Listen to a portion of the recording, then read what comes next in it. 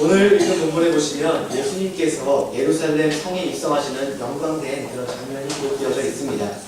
어쩌면 예수님의 공생애 가운데 가장 화려했던 그런 순간과 사건이 아닌가 그렇게 표현할 수가 있습니다.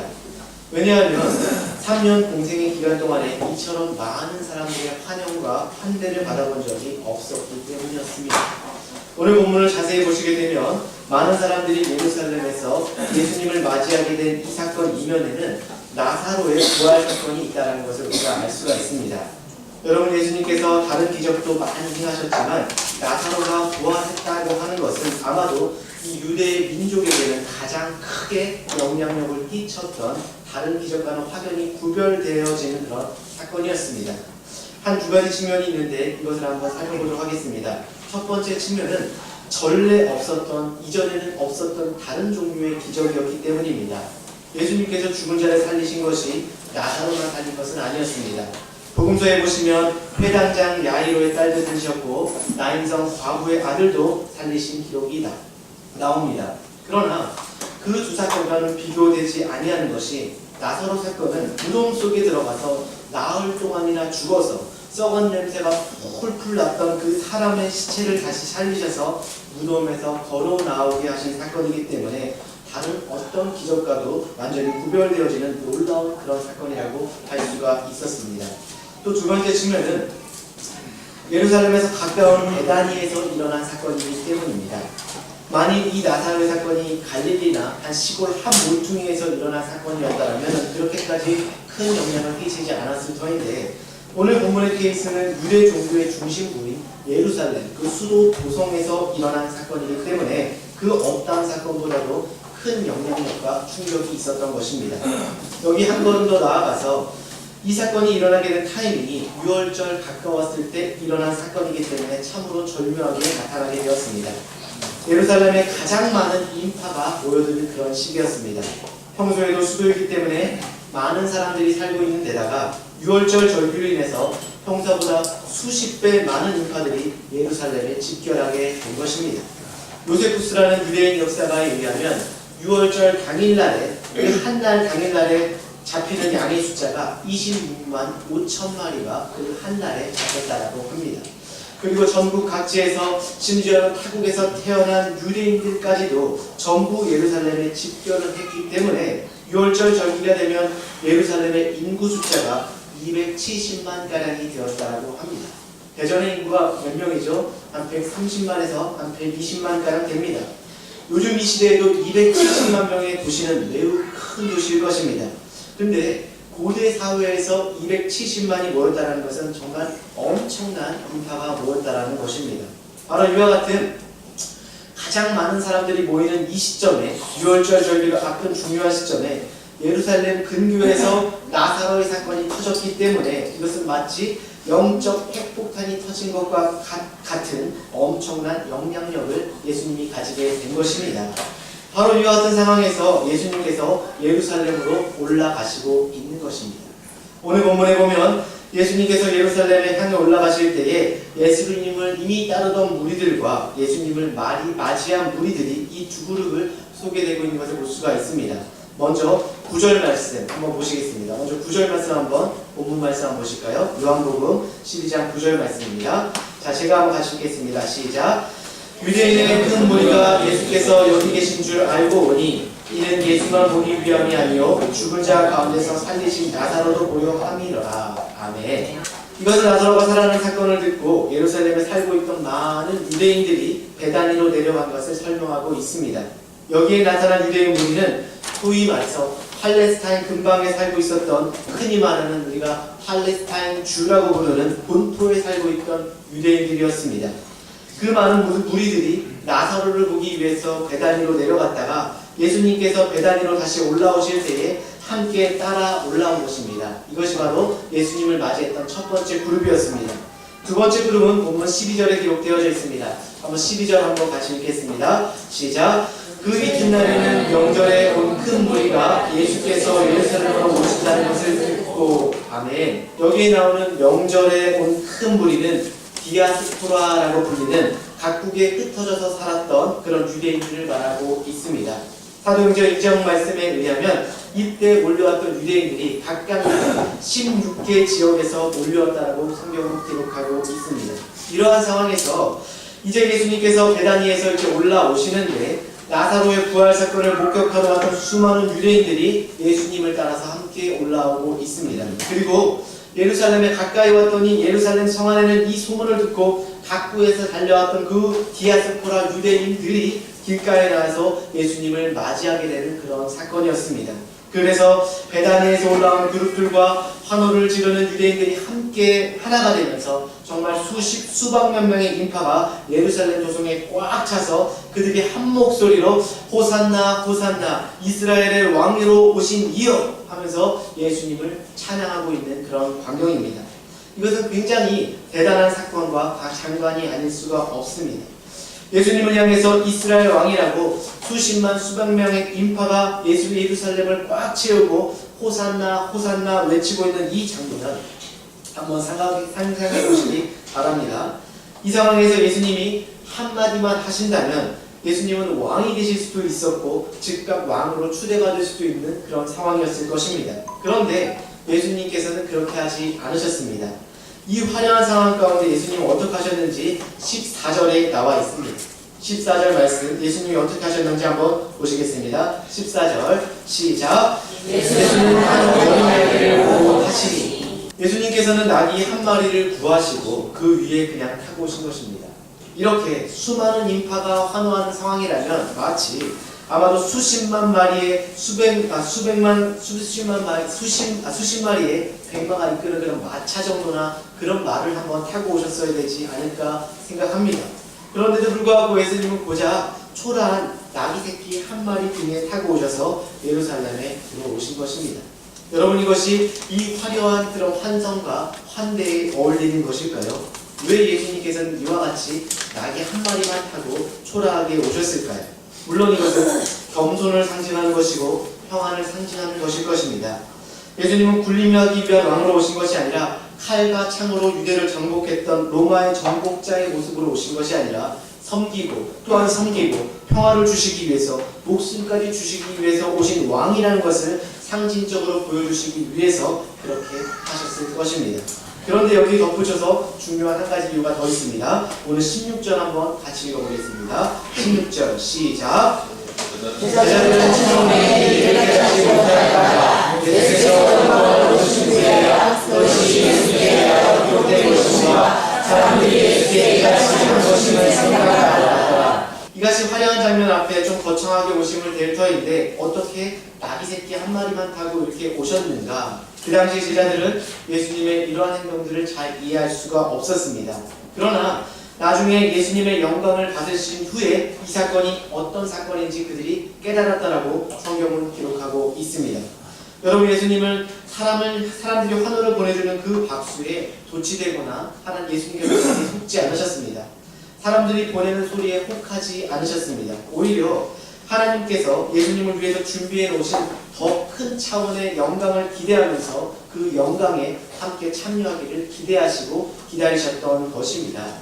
여기서 주님께서 말씀하시는 차후에 일어날 영광의 사건은 무엇을 의미하는 것일까요? 설명을 드리자면 예수님께서 죽으시고 사흘 만에 부활하셨습니다. 그리고 약 40일이 지난 후에 승천하셨습니다. 또한 그 후에 약속하신 성령님께서 오순절날 우리에게 임하셨습니다. 그리고 성령의 오심과 함께 온 땅에 복음이 선포되어지는 복음의 운동이 일어났고 이 복음의 운동이 완성되어질 시점에 주님은 다시 우리에게 재림하셔서 오실 것이라는 것입니다. 주님이 우리에게 재림하셔서 다시 오실 때 그때 비로소 완전히 완성되어질 하나님 나라의 영광, 이것이 바로 오늘 본문이 기록하고 있는 그 영광의 의미인 줄 믿으시기 바랍니다. 그렇기에 저는 이 시간 여기에 모인 여러분 한 분 한 분이 주님께서 그 마음에 품으셨던 하나님에 대한 그 영광, 하늘나라의 비전과 하나님 나라의 영광을 이루는 그 사역에 동참하셔서 주님 앞에 귀하게 쓰임받으시는 여러분 되시길 주님의 이름으로 축원합니다. 아멘. 그렇다면 우리가 어떻게 할 때 이 하나님의 거룩한 영광에 참여하고 우리가 그 나라의 비전을 이루어드리는 삶을 살 수가 있을까요? 우리가 한번 세 가지로 알아보도록 하겠습니다. 첫 번째, 하나님께서 마음에 품으신 그 비전을 이루려면 우리는 올바른 영광을 추구해야만 합니다. 어떤 영광을 주고야 된다고요? 올바른 영광. 바로 영광에 대한 그런 올바른 분별력이 있어야 된다는 것입니다. 여러분, 영광이라고 해서 다 같은 영광이 아닙니다. 헛된 영광이 있는가 하면 참된 영광이 있는 것입니다. 또한 세상이 제시하는 영광이 있는 것인가 하면 하나님께서 말씀하시는 그런 영광이 있습니다. 우리가 이것을 정확히 삶 가운데 구분할 수가 있어야지 바른 영광을 위해 달려갈 수가 있는 것입니다. 오늘 본문을 자세히 보시면 예수님은 세상 사람들이 보내주는 그 영광된 환호 소리에 속지 않으셨습니다. 그들이 그렇게 호산나를 외치고 이스라엘 왕이라고 추대하고 외쳤지만 예수님은 그들의 부르심에 현혹되어서 그들을 향해서 곁에 다가서지 않으셨습니다. 왜 그런지 아십니까? 주님께서는 처음부터 이미 알고 계셨습니다. 세상이 외치는 환호 소리는 그 다음 순간에 저주의 소리로 변할 수 있다는 것을 예수님은 알고 계셨습니다. 오늘 호산나를 외쳤던 그 유대인들이 며칠 후에는 예수님을 십자가에 못 박으라고 외치는 사람들로 변하게 됩니다. 그리고 동일한 입술에서 한 번은 예수님의 찬양을 외치다가 며칠 후에는 이 사람들이 예수님을 십자가에 못 박으라고 외치는 이와 같은 모습들이 소위 말하는 세상 사람들이 보내주는 환호의 특성인 줄을 알고 계셨기 때문입니다. 여러분과 제가 이 사실을 잘 인식하시고 세상이 보내주는 이 환호 소리에 속으면 안 되는 것을 믿으시기 바랍니다. 그렇기 때문에 믿음 가운데 우리가 늘 주의하고 예수님을 닮아가고 그 모습을 섬겨야 되는 줄 믿으시기 바랍니다. 우리도 모르는 가운데 세상 사람들이 박수를 보내주고 환호를 질러주면 거기에 우리는 도취되어서 내 자신의 모습을 보지 못하는 경우들이 흔히 있습니다. 여러분과 저에게는 이런 경향이 없을까요? 저를 포함해서 우리 모두가 착각하고 있는 것이 이런 것일 것입니다. 사람들이 박수를 보내주면 그게 자기 때문, 나 때문인 줄 알고 내가 잘해서인 줄 착각할 때가 많습니다. 그러나 아닐 것입니다. 이건 대단히 위험한 것입니다. 여러분, 오늘 본문에 나귀가 나옵니다. 한 마리 나귀를 타고 예수님께서 오셨지 않습니까? 그 나귀가 예수님을 타고 사람들의 그 많은 수백만 인파를 뚫고 들어갑니다. 그 노변에 섰던 수많은 사람들이 막 박수를 보내줄 때 나귀가 내가 참 잘생기고 잘나서 나귀 중에서 내가 참 잘나서 사람들이 박수를 보내는구나 그렇게 생각한다면 정말 잘못 생각하고 있는 것일 것입니다. 사람들이 박수를 치는 이유는 나귀 때문이 아니라 그 위에 타신 예수님 때문에 박수를 치는 것입니다. 오늘 많은 사람들이 하나님을 일을 하면서 이것을 잘 기억해야 합니다. 자기가 마치 연예인이 된 것처럼 인기인이 된 것처럼 그렇게 행세하게 되면 엄청난 우를 범할 수가 있는 것입니다. 사탄은 우리를 유혹할 때 우리의 허영심을 자극할 때가 아주 많습니다. 오늘 여러분과 제가 하나님 앞에 일을 하려면 하나님만 보고 일을 해야 될 줄 믿으시기 바랍니다. 하나님을 위해서 사역해야지 사람의 눈치를 보고 사람들이 박수를 바라기 시작하면 우리도 이와 같은 함정에 빠질 수가 있습니다. 하나님의 일을 할 때 사람들이 박수 치는 거 나 때문에 치는 것이 아니라 하나님을 보고 치는 것을 믿으시기 바라고 나는 무익한 종이로소이다 라고 뒤에 빠져서 하나님의 영광을 구할 때 하나님께서 우리를 쓰신다는 것을 믿으시기 바랍니다. 그래서 사도 바울은 갈라디아서 1장 10절에 이렇게 선포하였습니다. 갈라디아서 1장 10절 한번 보시겠습니다. 자, 함께 읽겠습니다. 시작. 이제 너가 사람들에게 속죄하여 하나님께 속죄하여 사람들에게 기쁨을 구하여 내가 지금까지 사람들에게 기쁨을 구하였다면 그리스도의 종이 아닙니다. 사도 바울은 이렇게 선포하였습니다. 내가 누구를 위해 복음의 사역자가 되었는가? 사람 때문이 아니라 바로 하나님 때문이다. 하나님만 바라보고 하나님만 기쁘시기 위해서 달려갔기 때문에 바울은 그 숱한 고난과 유혹에도 불구하고 하나님의 영광을 위해서 사는 것이 가능했던 것입니다. 저는 여러분 한 분 한 분이 참된 영광을 잘 구별하시고 올바른 영광을 추구하시는 여러분들 되시길 바랍니다. 사람들이 많이 변질되기 시작합니다. 제가 여러분들은 아니지만 목회자들도 많이 보고 했지만 처음에는 하나님의 영광을 위해서 추구했다가 변질되어서 자신의 영광을 추구하는 경우들이 많습니다. 여러분, 그런 우에 빠지지 마시고 늘 하나님만 섬기시고 하나님을 위해서 달려가시는 사도 바울과 같은 예수님과 같은 그런 여러분들 되시길 주님의 이름으로 축원합니다. 두 번째로 우리가 하나님께서 마음에 품으신 비전을 이루려면 우리는 미랄의 생명력을 가져야 됩니다. 어떤 생명력을 가져야 된다고요? 미랄의 생명력. 자, 오늘 본문에서 예수님은 세상적인 영광을 거부하신 그 반면에 하나님께서 부여하신 그 영광을 취하십니다. 세상적인 영광은 거부했지만 하나님께서 주신 영광은 취하십니다. 그 취하신 영광이 무엇이냐? 바로 십자가의 죽음에 대한 영광이었습니다. 23절 한번 같이 읽겠습니다. 23절 예수님은 이렇게 답하십니다. 시작. 예수께서 대답하시되 인자가 영광을 얻으리라 없도다. 아멘. 여기서 예수님은 영광에 대한 말씀을 하십니다. 오늘 23절에서 말하는 영광의 케이스는 어떤 것일까요? 앞서 말씀드렸던 그런 부활에 대한 케이스가 아닙니다. 이것은 십자가의 고난, 십자가의 고통에 대한 영광을 말하는 것입니다. 예수님은 하나님께서 그에게 마시라고 주신 그 고난의 잔, 십자가의 영광이라고 그것을 표현하고 있습니다. 그래서 그 말씀을 하신 후에 24절에 우리가 너무도 잘 아는 유명한 말씀을 마지막 절에 하시고 계십니다.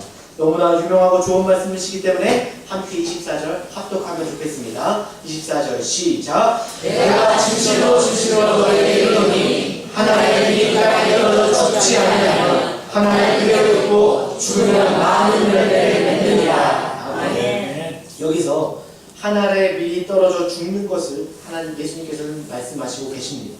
하늘의 밀이 떨어져 죽는 것. 이것을 예수님께 적용해 말씀드리자면 바로 십자가에 고통당하셔서 하늘의 밀알과 같이 썩어지고 깨어져서 자기 몸까지 주신 것을 의미하고 있는 것입니다. 예수님은 하늘의 밀알이 떨어져 깨어지고 부서져 죽게 된 것처럼 십자가를 지심으로 죽음을 경험하시고 우리를 위해서 대신하신 것을 믿으시기 바랍니다. 그러나 이것으로 모든 것이 끝난 것이 아니라 밀알이 깨어지고 썩어진 바로 그곳에서 새로운 생명이 등장하고 부활한다라는 것입니다. 바로 이것이 밀알의 생명력이고 예수님의 능력이자 예수님의 생명인 줄 믿으시기 바랍니다. 그래서 예수님은 십자가로 말미암아 죽으셨지만 사실은 죽으신 것이 아니라 다시 사심으로 인해서 수많은 사람들에게 그 거룩한 생명을 나눠주신 것, 바로 부활의 구원자가 되신 것을 믿으시기 바랍니다.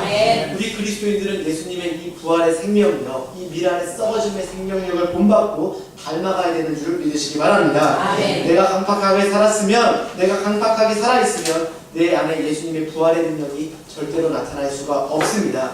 내가 너무나 두껍고 내가 너무나 강하면 내 안에 예수님이 일할 수가 없는 것입니다. 내가 깨어져야 되고 내가 부서져야 되고 내가 낮아져야 되고 내가 내려가야 되는 줄 믿으시기 바랍니다. 솔직히 우리가 교회를 다니는 분들 중에 땅에 떨어지는 거 좋아하는 사람 한 분이라도 있겠습니까? 저를 시작해서 아무도 없을 것입니다. 우리가 높이 올라가는 것 좋아하고 좋은 자리, 편안한 자리 좋아하지 직분이든 직함이든 땅에 떨어진다 그러면 은근히 화가 나는 것이 우리의 본성일 것입니다. 그런데 주님은 땅에 떨어져야 된다. 떨어진 후에 깨어져야 되고 깨어진 후에 썩어야 된다. 그리고 너희들이 정말 죽을 때 진정한 차원에서의 그런 부활과 생명력이 나타난다고 예수님께서 말씀하시고 삶을 통해서 보여주셨습니다. 그러므로 우리 안에 이미 오신 예수님의 능력이 우리를 통해서 행사되기를 원한다면 철저하게 나를 죽이고 내 생각을 죽이고 내 마음을 죽이고 내 인품을 죽여야 되는 줄 믿으시기 바랍니다. 내가 정말 깨어졌을 때 비로소 하나님의 아름다운 형상이 나오기 시작하는 것입니다. 저도 설교를 준비할 때 아내에게 몇 번이고 물어봅니다. 우리 아내가 이렇게 얘기하죠. 여보, 순화해서 얘기하세요. 아무리 말이 그렇게 하더라도 당신의 심정을 싣지 마세요. 그래서 저를 정죄하고 깨어내고 그것들을 순화시켜서 정죄해서 깨어내는 작업을 하는데, 그럼 하나님의 형상이 아름답게 나오기까지 우리의 말투와 행동과 인품을 고쳐나가야 될 것입니다. 정말 이 요한복음의 저자인 사도 요한 잘 아실 것입니다. 여러분 아시는 대로 요한은 사도 중에서 가장 사랑이 많은 사랑의 제자로 알려져 있습니다. 그래서 우리 머릿속에 새겨져 있는 이미지는 아주 온화하고 사랑이 풍성한 요한을 생각하고 합니다. 그런데 실제로 성경을 보시면 이 요한의 성품이 그렇지 않았었습니다. 완전히 정반대였습니다. 누가복음 9장에 보게 되면 한 번은 뜻이 다른 사람의 온 것을 보고 요한이 예수님께 제안을 합니다. 주님, 이제 저 사람이 오지 못하도록 금하십시오. 소위 말해서 마음에 안 드는 사람은 내가 안 보고 아주 땡정하게 잘라내는 그런 사람이었습니다. 한 번은 사마리아인들이 예수님과 그의 일행을 영접하지 않는다고 해서 주님께 이렇게 요청을 합니다. 주님, 저런 사람들 그냥 벼락을 확 내려서 죽여버리십시오. 그리고 그렇게 얘기합니다.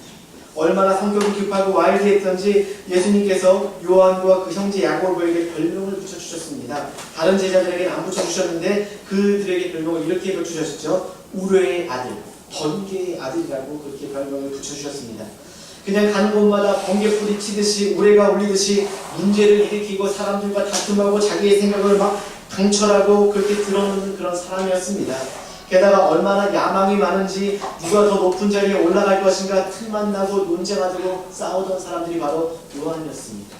그래서 그의 어머니가 한 번은 주님께 이렇게 부탁을 합니다. 주님 나라가 임하실 때에 한 내 아들 중에가 한 편은 좌편에 한 명은 우편에 앉게 해주십시오. 이렇게 부탁을 했습니다.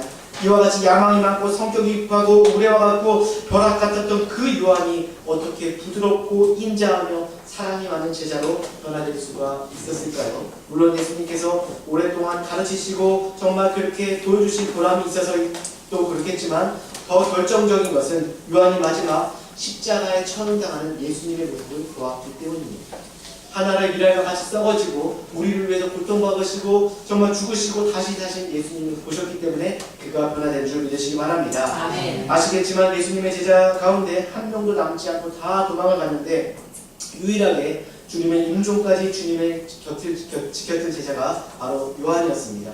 그래서 요한은 주님이 마지막 숨을 거두시기까지 마지막 남기시는 한마디까지 다 들을 수가 있었고 그 내용을 기록한 것입니다.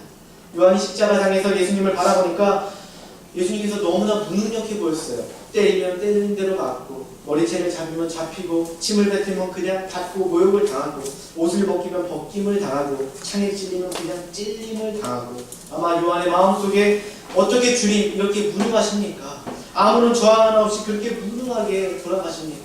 주님 사람을 살리시고 고치시고 많은 이적도 행하셨는데 어찌 그렇게 힘없이 돌아가십니까? 그런데 이와 같은 마음을 가진 한쪽 이면에 그에게 큰 깨달음이 온 것입니다. 아, 주님이 능력이 없어서가 아니라 사람도 고치시고 살리시는 분이신데 바로 사랑 때문이었구나. 정말 우리를 사랑하시고 우리를 위해서 죽으시기 위한 그 거룩한 사랑 때문이었구나. 인류를 사랑하기 위해서, 나를 사랑하기 위해서, 나를 죄악에서 구원하기 위해서 그 능력 많은 예수님이 무능력자가 되신 것이구나.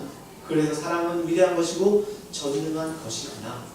그의 고백이 마음 가운데 이렇게 나왔을 것입니다. 여러분 정말 사랑하게 되면 권리도 포기하게 되는 것이고 자존심도 포기하고 모든 것을 다 포기하기 때문에 이런 면에서 사랑은 무능한 것처럼 보일 수 있지만 사랑은 위대한 것을 믿으시기 바랍니다. 사랑은 무능하기 때문에 사랑은 전능한 것입니다.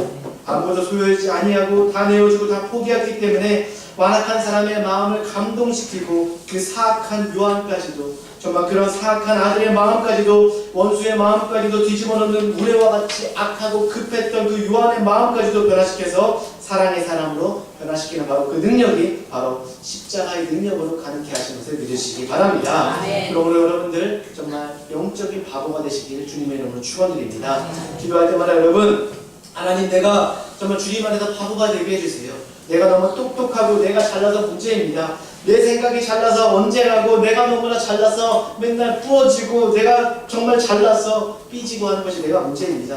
가정에서나 학교에서나 교회에서나 직장에서나 내가 바보가 되게 해주시고 예수님 닮은 사람 되게 해달라고 고백하시기 바랍니다. 그만큼 사랑과 겸손의 마음을 달라고 기도하라는 것입니다. 정말 바보가 되라는 것이 아닙니다. 어떤 가게 앞에 사람들이 모여가지고 한 아이를 중앙에 놓고 장난을 치고 있었습니다. 그 가게 주인이 보니까 사람들이 모여서 100원 한 개하고 500원짜리 한 개를 두 개 놓고 아이와 내기를 한 뒤에 원하는 동전을 아이에게 지불하고 하는 것입니다. 어느 게 더 클까요? 500원이 클까요? 100원이 클까요? 500원이 크죠?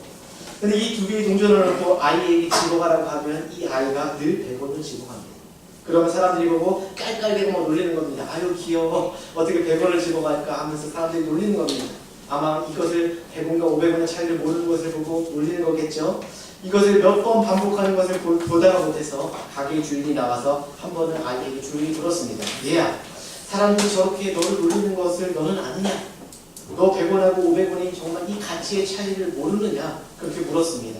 그랬더니 아이가 나는 사실은 그 가치를 알고 있대. 500원이 더 크대.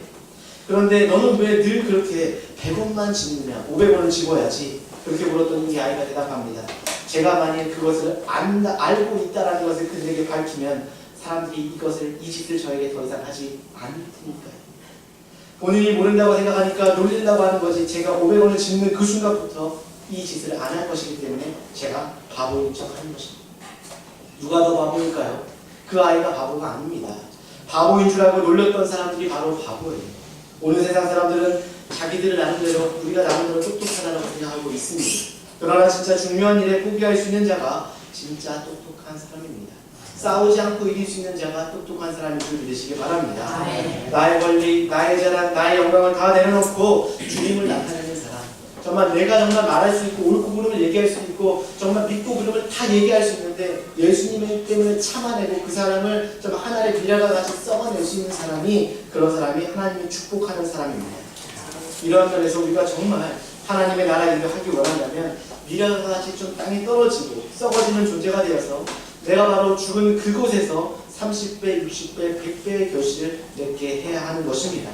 그런 미래와 같은 존재가 되시길 주님의 이름으로 축원합니다. 아멘. 오늘부터 식사할 때 한번 말이 안 되는 소리를 하더라도 참아낼 수 있는 그런 은혜가 있는 분들이라면 참아내시고 받아주시고 정말 보듬어 주시기 바랍니다. 그럴 때에 미래와 같이 썩어지는 그런 30배, 60배, 100배의 결과가 있을 것입니다.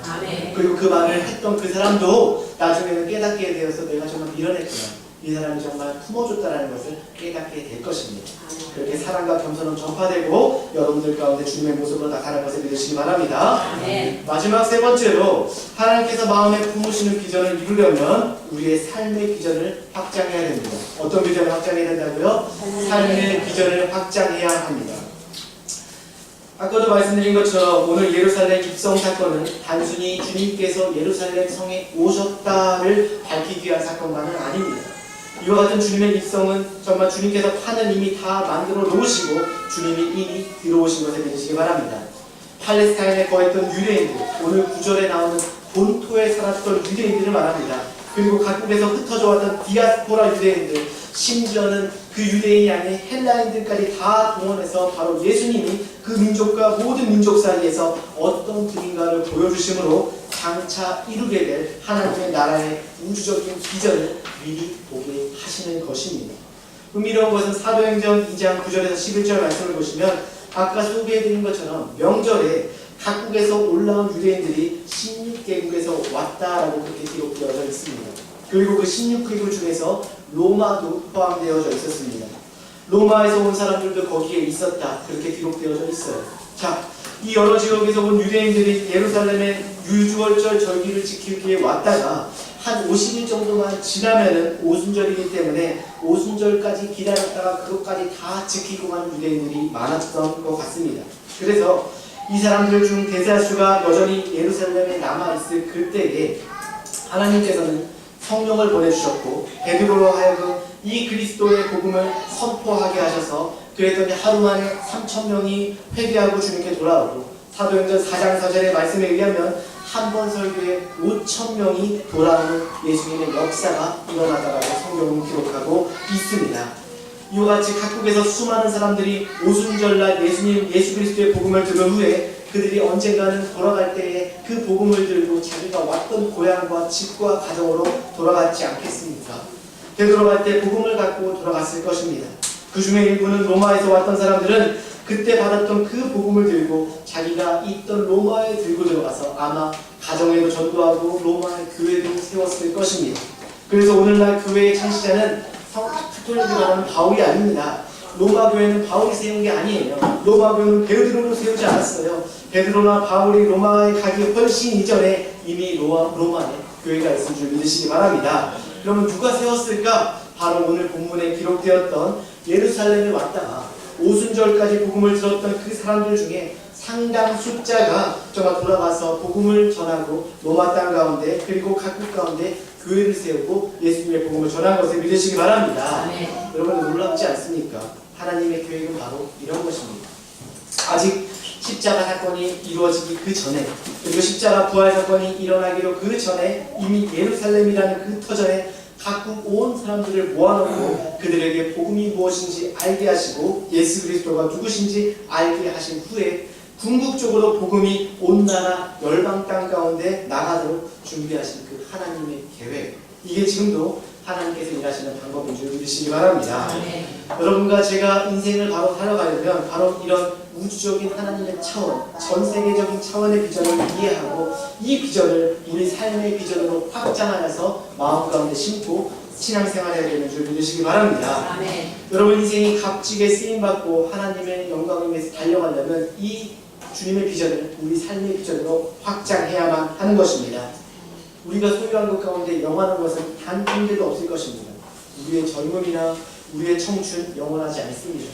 시간이 지나면 사라지는 것입니다. 여러분이 세상의 지위를 자랑할지 모르지만 지위나 명예도 결코 영원하지 않습니다. 아무리 높은 위치까지 올라갔던 위정자도 때가 되면 다 내려오게 되는 것이죠. 혹시 여러분 가운데 나는 물질을 가지고 있으면 나는 안전하다 그렇게 생각할지 모르지만 이 물질도 결코 영원하지 않습니다. 몇 년 전에 일본에 쓰나미가 왔을 때 그때 바다의 물결에 떠내려왔던 금고가 수천 개가 넘는다고 합니다. 그 안에 그 돈들을 다 카운트해봤더니 250억이 넘었대요. 한동안 자기를 지켜줄 줄 알고 그것이 나의 방패가 될 줄 알고 무기가 될 줄 알았던 그 금고만 있으면 모든 게 안전할 줄 알았는데 이 금고가 결국에는 바다를 둥둥 떠다니는 누군가가 착취하게 될 쓰레기가 될 줄은 누가 알았겠습니까? 오늘 여러분과 저에게 아직 기회가 있을 때 하나님이 나를 부르시는 가장 값진 그 사명을 위해서 달려가시는 여러분들 되시기 바랍니다. 아멘. 나에게 아직 건강이 있고 나에게 아직 생명이 있고 나에게 아직 가치가 있고 나의 가치가 아직도 교회 가운데 정말 쓰임이 있다라면 바로 그것을 위해서 헌신할 때에 그 사명을 위해 달려가시기 바랍니다. 그게 바로 복음을 전하는 것입니다. 예수님 우리 안에 살아계십니다. 우리의 마음의 보좌에 누가 앉느냐에 따라서 우리의 인생은 달라집니다. 내가 앉으면 나의 영광을 구하는 부자가 되는 것이고 하나님이 앉으시면 하나님께 영광 돌리는 내 인생이 되는 것입니다. 정말 사망 권세 가운데 죽어가던 내 심령 가운데 그 부활의 주님께서 찾아오셔서 미랄과 같이 썩어주시므로 우리를 변화시켜 주셨습니다. 그렇기 때문에 여러분 안에 살아계신 그 미랄과 같이 생명의 그리스도 예수님을 또 다른 사람들에게 우리도 그 생명력으로 썩어져서 전도하고 알려야 하는 것입니다. 그래서 그들도 다시 살아나도록 그들도 절망 가운데 벗어날 수 있도록 사망의 권세와 결박을 깨뜨리고 참 하나님의 나라 영광된 그 영광을 위해 달려갈 수 있도록 복음을 증거하고 여러분 자신의 삶을 통해서 그 미랄과 같은 예수님의 생명력의 복음을 전해야 되는 줄 믿으시기 바랍니다. 네. 여러분 이 시간을 통해서 이와 같은 헌신을 감당하는 여러분들 인생이 되길 바라고 여러분들 남은 인생 가운데 정말 이 위대한 영광의 비전을 위해서 하나님께 헌신하고 날마다 더욱 쓰임받는 여러분들과 가정과 자녀와 남편과 아내 되시길 주님의 이름으로 축원합니다. 네. 우리 이 시간 정말 주님께 같이 기도하시는 시간 갖도록 하겠습니다. 눈을 감으시기 바랍니다. 우리 이 시간 기도할 때에 정말 주신 말씀을 붙잡고 먼저 내 안에 오신 그 부활의 주님, 미랄같이 썩어주신 주님을 찬양하고 정말 내 삶 가운데 새 소망과 새 생명을 주신 하나님께 우리의 마음을 드리면서 기도하는 시간이 있기를 바랍니다. 여러분 마음속에 아직도 죄악이 있고 절망이 있고 상처가 있고 분노가 있고 얼매임과 결박이 혹시 존재하고 있다면 이 시간 미랄과 같이 썩어지신 그 부활의 능력, 생명의 능력인 주님을 꼭 붙드시기 바랍니다. 오직 그 주님의 생명의 권세만이, 복음의 권세만이 여러분들을 모든 사망의 권세에서 자유케 할 것입니다. 또한 우리에게 주신 이 사명, 복음을 증거하고 하나님의 나라와 영광을 세워가도록 정말 내가 바로 깨닫고 그 사명 위에 바로 달려갈 수 있도록 헌신의 기도와 정말 주님의 영광의 기도를 드리시기 바랍니다. 우리 이 시간 주신 말씀을 붙잡고 함께 기도합니다. 주여 삼창하시면서 주님 내가 정말 주님 앞에 쓰임받기 원합니다. 내가 미랄과 같이 쓰여지기 원한다고 주여 삼창하시고 기도하겠습니다. 주여! 주여! 주여! 하나님 아버지 감사합니다. 하나님 이 시간 우리가 기도하는 시간 가운데 정말 주님 미랄과 같이 썩어지기 원합니다. 주님 내가 깨어지고 썩어지고 굳어지고 썩어져서 30배, 60배, 100배 결실이 있는 자가 되기 원합니다. 우리가 정말 주님의 비전을 마음 가운데 품기 원하고 하나님 우리가 나의 영광을 구하는 것이 아니라 주님의 영광을 구하는 올바른 영광을 추구하는 아버지 그런 백성 될 수 있도록 인도하여 주시옵소서.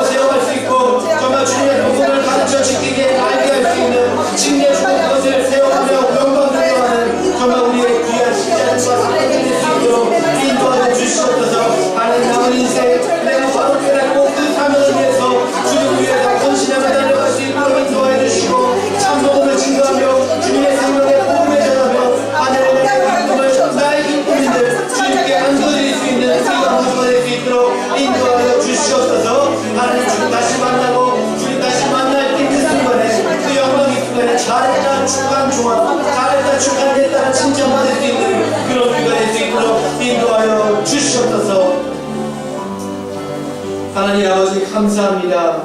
우리 안에 생명의 주님 살아계신 것 너무나 감사를 드립니다.